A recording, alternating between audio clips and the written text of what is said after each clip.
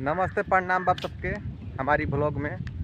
अभी देखा जा रहा बनी हमनी के मौसम कैसन भइल बाटे। आज बाढ़ के अइले के बाद जमीन में धीरे धीरे सूखत देखी जाई कुल हरियरी धीरे धीरे उगे लगल, घास सूखे लगल।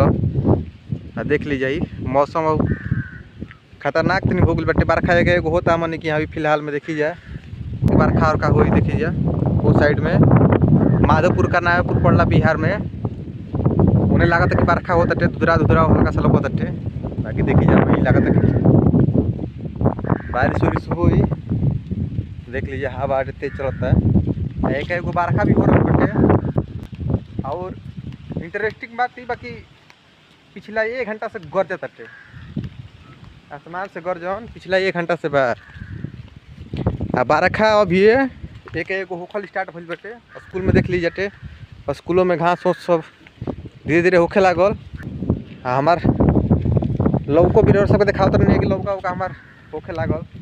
देख लीजिए कितना बढ़िया हो गल, सुंदर। 10-12 दिन से आदमी खाली स्टार्ट कर दिले बटे। बाकी देख लीजिए वहीं हो 2-3 गो भइल बा खाए लायक। वहीं अभी बाढ़ के पानी हटे हल्का हल्का रह गल बटे गाढ़ा गुचकी में। देखत नहीं चमकत हटे बिना बरखे उरखे के अभी फिलहाल में चमकत हटे। देख लीजिए देखिए आसमान में कैसन मौसम भइल बाटे।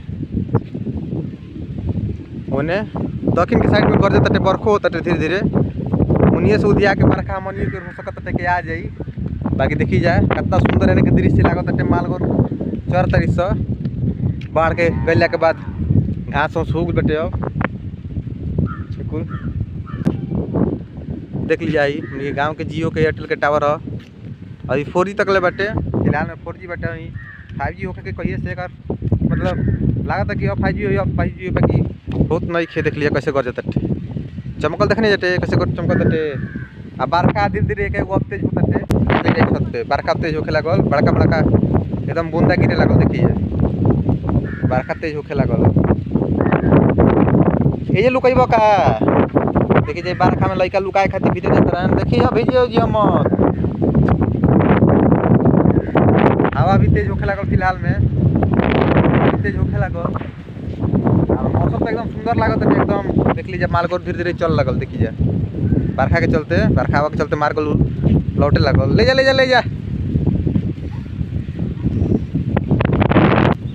देख लीजिए लड़का के।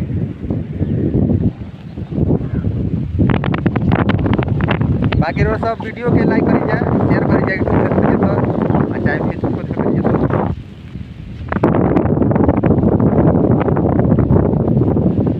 चली जा अगर बरखा तेज हुई और तेज हुई तब वीडियो में दिखाई वीडियो बना के एडिटिंग करके डालम। अगर बरखा ना हुई वीडियो यही तक रही वीडियो को सब शेयर करिए लाइक करिए।